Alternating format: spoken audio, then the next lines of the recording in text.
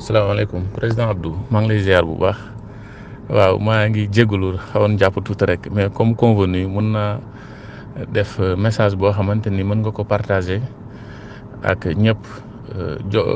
kii wu ma nag weesalewu ma suma bopp dugg ci groupe bi waxtaan mais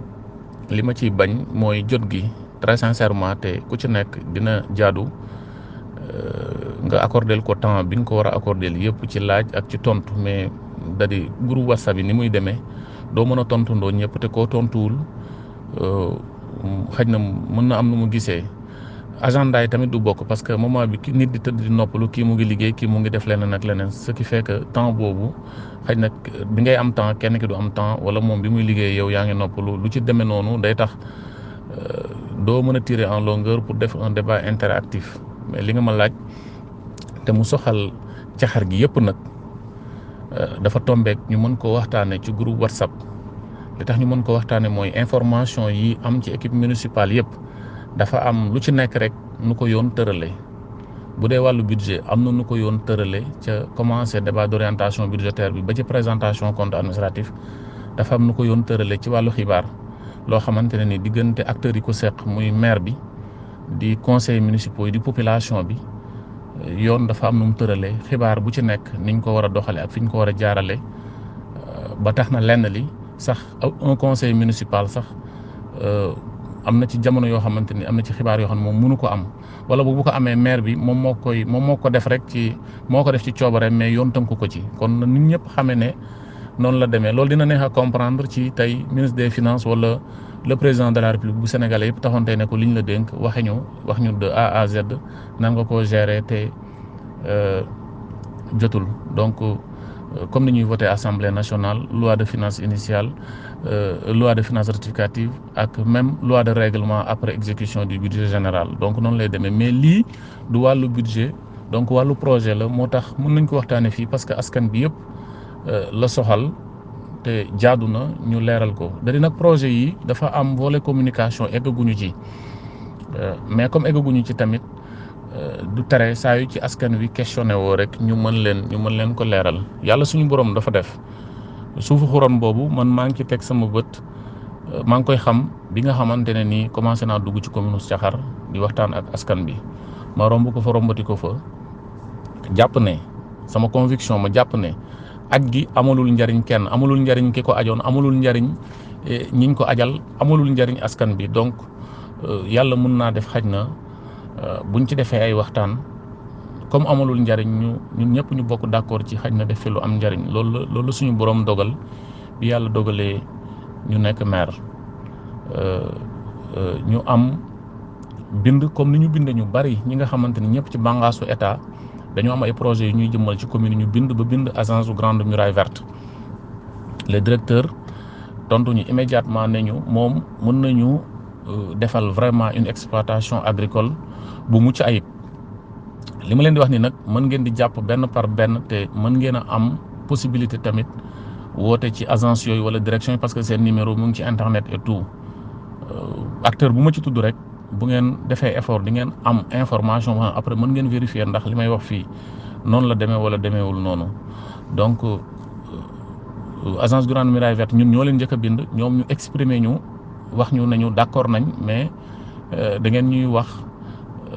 li ngeen am ak nu ngeen defee donc bi yàlla dogalee ñu waxtaan ak acteurs yi population yi dëkk fa wax leen ne leen fii dañ fee bëgg a jëmmal lii ñoom ñu d'accord ci donc ñu njëkk a yónni fa géomètre mu délimité 5 hectares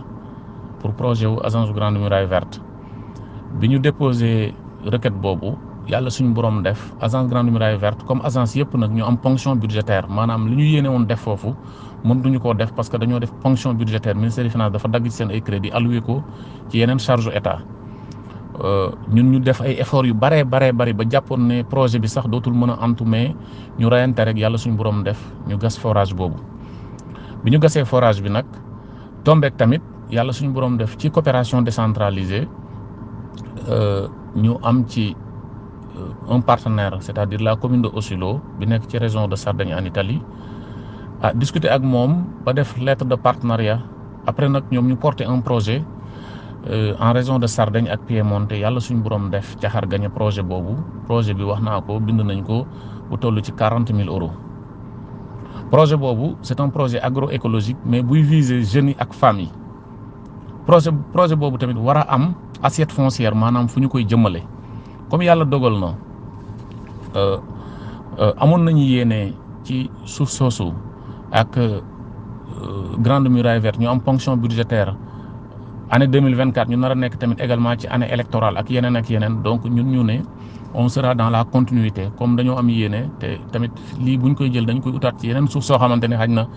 procédure bi wala fi ñuy jaar wala yu demee noonu ndax nit ñi dinañ nangoo bàyyi seen suuf pour projet bi waaw wala déet comme tàmbali nañ fii te am na forage au moins pour ñu jëmmal forage bi te mën a yaxanal lañ fay am ñu indi ko ci suuf soosu mu dox ci diggante xuron ak domb yi donc yàlla dogal projet boobu nag première phase bi jàll nañ ko muy visite technique bi nga xam ginnaaw bi ñu gagné projet bi la visite technique du professeur Milas mooy professeur bi fi njëkk a ñëw donc def na visite technique bi mu demee déposition rapport ñu war a indi nag maintenant un coopérant bi day ñëw mooy Efisio moom fa nekk c'est un coopérant buy liggéey ci Caxar pour 3 mois projet bi moo koy fay donc ñu jàpp ne Caxar kon Efisio employé rek la boo xamante ne tey il est sous la direction du maire et de l'OSVIC organisation bi nga xamante ni moom mooy piloter le projet te yebal ko fi li ñu fay exécuter tamit nag ci budget projet bi la budget projet bi lépp lu fi nga xamante ni coopérant bi ñëw na di ko fi def normalement budget boobu man maa ko waroon nekk ordinateur yi man la ñu waroon jox xaalis boobu ma téye ko wante dañoo gëm ne li ñu bëgg a def ak fi ñu bëgg mu dem dinaa ci ñëwaat ci gouvernance bi boo ko deful de manière très transparente sa diggante ak nasaraan yi ñu ko seqal mën nga cee gagné dara tey de yow mën nga cee am dara tey boo toppee sa intérêt personnel mais du jur njariñ ëllëg te du nekk exemple tamit bu ñuy cité loolu moo tax fonds yi nga xam ne yëpp ça devrait être destiné à la commune man le maire ma gérer ko pour que moom bu soxlaa lii bu soxlaa lale ma jënd ko ma waxaat leen ci tontu ne leen bu ma sañoon ñu xool un autre cadre bu ñu ko mën a gérer ba tax na le coopérant moom la commune Osilo ak OSVIC daal di autoriser ñu ubbi benn compte bancaire boo xam ne xaalis bi foofu lay transiter pour moom mu exécuter ko donc ñun mairie bi muy man tàmbalee ci maire ba ci cappaandaw bi ñun 1 franc duñ ko manipuler ci kattanu yàlla ci xaalisu projet bi donc projet bi nekk projet agroécologique ñu war a def benn pépinière d'abord sur 1 hectare pour mën ko démultiplier donc di ngeen comprendre ne kon projet bi italien yi dañ ko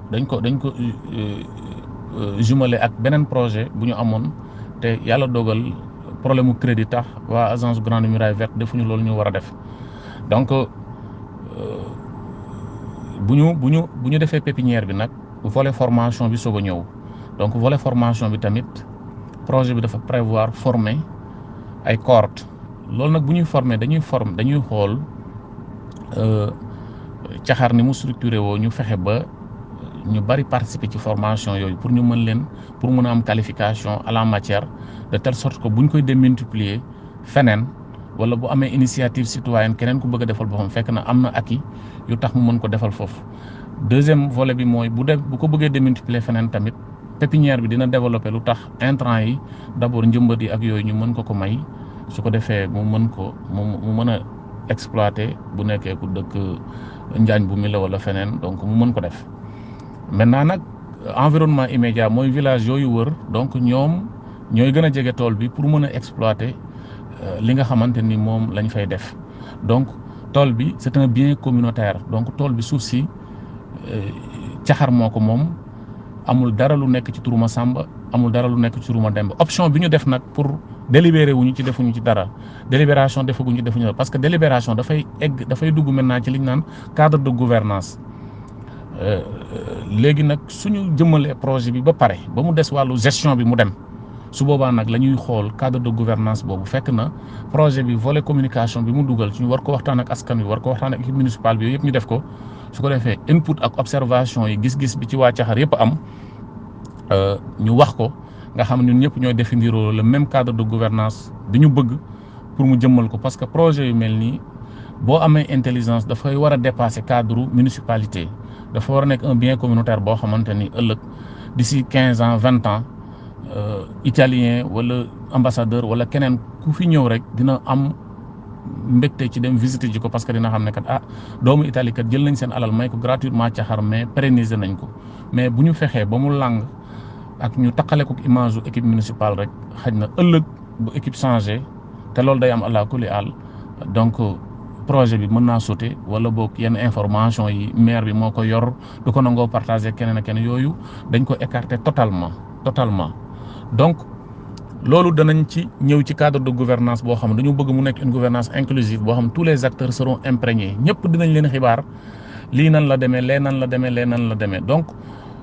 loolu moo amagun ci projet boobu da di volet communication bi dañ ci eggagul parce que ci structuration projet bi dafa war a am ay rencontre ci structuration projet bi tamit également dafa war a nekk loo xamante ne nii danañ ko communication danañ def communication ci yeneen façon moo tax les acteurs immédiats sax ñi nga xamante tey ci tool ci ñoo wër tool yooyu noonu xaj na bu nekkul visite yi ñu fay def nii rek pour informer leen waxaguñ leen nan la demee kon nag loolu laa am ci lu ma leen di leeral agence Grande Muraille Verte bu ngeen woowee bu ngeen fa ootee mën nañ leen leeralal lépp la municipalité de Osilo les tubaab dañu transparent d'ici 50 ans bu ngeen leen laajee projet Caxar dinañ leen wax nan la demee dinañ leen wax lan lañ ci dugal ci xaalis nan la demee fii la dugg facture a ngi rapport baa ngi ni lépp ngi parce que ay obligation de transparence dafa am moo tax ñun ñu delloo leen lépp pour que man suba wala ginnaaw suba képp ku bëgg a am lu la leer doone Aziz jubu na ma wala jubuwuma wala xam naa ko wala xamuma ko donc mën nga ci am lu la leer ba mu leer nañu quoi donc mbir mi daal ci gàttal su nekkee ni li ma bëggoon wax yëpp wax naa ko noonu la demee lii nag lu intéressant la parce que xaj na mën nga jiitu équipe municipale bi koy doxal ci wàllu communication pour laaj mais dañu am obligation tamit leeral leen ba mu leer nañ pour waxaat encore une fois ne ñun de liggéeyaluñu suñu bopp Caxar la ñuy liggéeyal kon suñu jëmm dañ koy effacer ci humeur wala ci lii wala ci lële wante lépp loo xamante ni nit ki laaj nañu ko te mu jëm ci wàllu li nga xam dañu gérer te mu jaar ko fi mu ko war a jaaree pour ñu leeral ko te mu nekk ci ay droit am bu neexee yàlla danañu ko leeral kooku beraluñu ko ma Samba beraluñu ko ma Demba nii nga xam ab noonu nga def tamit def doomu Caxar bu ma xam ak bu ma xamut man léeg-léeg nit woo ma koo xamante ne nii du ma am numéro am Caxar la dëkk xañ na mosuñu gisante daf may laaj dama am obligation leeral ko parce que man maay mbindaanam daanaka parce que man maa nekk foofu pour liggéeyal ko donc daal noonu la demee leneen loo xamante ni tamit daje na ci ay laaj ci ay leeral yu ñu bëgg bu ñëwee dinañ ko leeral mais daal suuf délibéré guñu ko defaguñu ko ci benn cadre parce que loolu ci cadre de gouvernance lay nekk cadre de gouvernance nag dafa war a inclusive dafa war a jël xalaatu ñëpp mais nit ki boo ko bëggee laaj xalaatam ci loo xam ne xamagut nan lay demee ça va poser problème mën naa joxe xalaat bu eggut wala bu baaxul waaye bu ñu jëmmalee lu ñuy jëmmal ba pare nit ñi ñëw leen jëmmal nañ lii parce que li koy jëmmal mu ngi fi coopérant bi mu ngi fi dina fexe ba projet bi taxaw li koy jëmmal tamit muy xaalis mu ngi fi dinañ fexe ba mu taxaw donc su taxawee nag ñu ne nit ñi lii la ñu def comme lii la ñu expérimenté kaa leen ngeen wax pour que objectif yi ñu bëgg a atteindre ci wàllu agroécologie mu am un impact sur les jeunes et les femmes lan moo ci seen xalaat nan ngeen gisee ne noonu lañ ko mën a gérer ba mu aw yoon baax rafet ba mën a am ay at yu bëree bëri su ko defee ku ci wax rek doo juum parce que di nga liñ lay laaj di nga xam fan la jëm. waaw audio bi gudd na mais mënut a ñàkk nag ci lu mel nii parce que su ma dajalee woon audio tontu par tontu dana nekk ay waxtu yu bëree bëri mais ngeen baal ma rek ci déglu bi maa ngi leen di jéggalu bu baax te di leen jéggal. cadre politique wax naa ko waxati ko man sama dënn yaatu na sama ginnaaw yaatu na lépp lu nit di wax nag ci groupe yi na nga fexe rek ba ci wàllu politique na nga fexe rek bu ko jëfee parce que boo ko jëfee rek day xaw a doy waar maanaam jëfe ji mooy mën nga critiquer maire wax ko lu la neex mais bu ngeen dajee rek na nga xam ne maire mi yéen a bokk dëkk bi yéen a bokk commune bi li ngay wax ci wàllu politique am nga ci droit mais bu ñu sàggan mukk ba mu feeñ ci suñu ay diggante parce que ñoo bokk lépp. man nag lépp lu ma nit wax rek xajoo naa ko dama ko teg ci cadre politique waaye xam naa ne du mbañeel mënul leen ma bañ kenn mënu ma bañ ñi may défendre tamit di bëgguñu ma aveuglément parce que dama leen a neex parce que damaa njool parce que lii parce que la déedéet parce que dañoo jàpp ne caxaar bi ñu ma fal mën naa ci dara te jàpp nañ ne maa ngi koy def donc ñu jàpp ne mën nañ ma soutenir ñeneen ñi nga xamante ni gis nañ neneen tamit dañ ci am droit mais nag nañu fexe ba mu yem ci cadre waxtaan boobu ngir yàlla bu mu ko génn sama diggante ak yéen mais bu mu ko génn tam ci seen diggante yéen ñëpp yéen a bokk ndey ak bàyyi sama jëmm ji day effacé wu jëmmi keneen day effacé wu caxar continuer di fi des nañu rafetal lépp le fait que débat bi di am ñuy waxe fii loolu lépp c'est risque bu nekkee ci cadre politique la rek mais nañu ñaan yàlla ba mu nekk ci cadre politique yi kese yam ci te li ñu bëgg ñun ñëpp ci caxar yàlla suñu borom kàttanal ñu ba ñun ñëpp ñu am ko parce que jàpp naa ne ku yëkkati kàddu rek caxar daf laa ñor da nga koo bàyyi xel wuute nga ak ki toog tàccuwut yuuxawul parce que boo tàccoo ki ngay tàccu dina fexe góorgóorlu boo yuuxoo tamit ki ngay yuuxu ki ngay xaxar tamit dina fexe góorgóorlu kon lépp damaa jàpp ne rek lu positif la donc maa ngi ñaanal ñëpp jàmm di leen ñaanal tawfeex di ñaan suñu borom mu yokk ñëpp nag yokk ñëpp te ñu yenente jàmm te am benn objectif rek muy ñun ñëpp ñu bokk defar caxar kenn moomu ko ñun ñëpp a ci am wàll yàlla na yàlla def caxar yàlla na yàlla sotti jàmm ci caxar sotti ko ci Sénégal sotti ko ci àdduna bi yëpp asalaamaaleykum wa rahmatullah